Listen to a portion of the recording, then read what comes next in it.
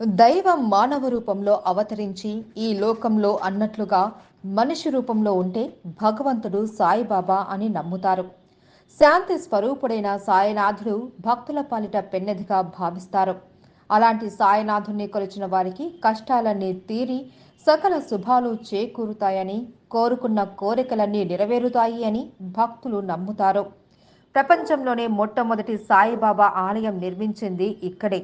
కర్నూలు జిల్లాలోని పవిత్ర తుంగభద్ర నది తీరంలో దక్షిణాసుడిగా పేరుగాంచిన సాయిబాబా ఆలయానికి ఎంతో చరిత్ర కలిగి ఉంది.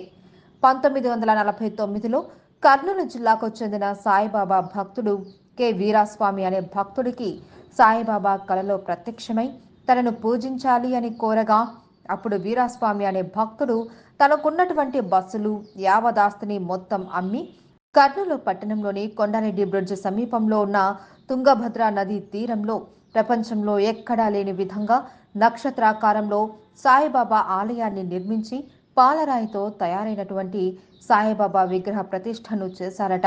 1951వ సంవత్సరంలో ఆలయ నిర్మాణమంతా పూర్తి చేసుకోగా షిరిడీ కంటే ముందుగా సాయిబాబా విగ్రహ ప్రతిష్ట చేసి పూజలు నిర్వహించిన మొట్టమొదటి ఆలయంగా చరిత్రలో నిలిచింది ఈ ఆలయం. పవిత్ర తుంగభద్ర నది తీరంలో ఆలయ గోపురంపై అద్భుతమైన కట్టడం భక్తులను ఎంతగానో ఆకట్టుకుంటుంది. అంతేకాకుండా ఆలయం గోపురంలో మొత్తం సకల దేవతామూర్తుల శిల్పాలు కలిగి ఉంటాయి. ఇంతటి మహాపుణ్యక్షేత్రంలో భక్తులు నిత్యం సాయి నామస్మరణ చేస్తూ స్వామిని పూజిస్తూ ఉంటారు.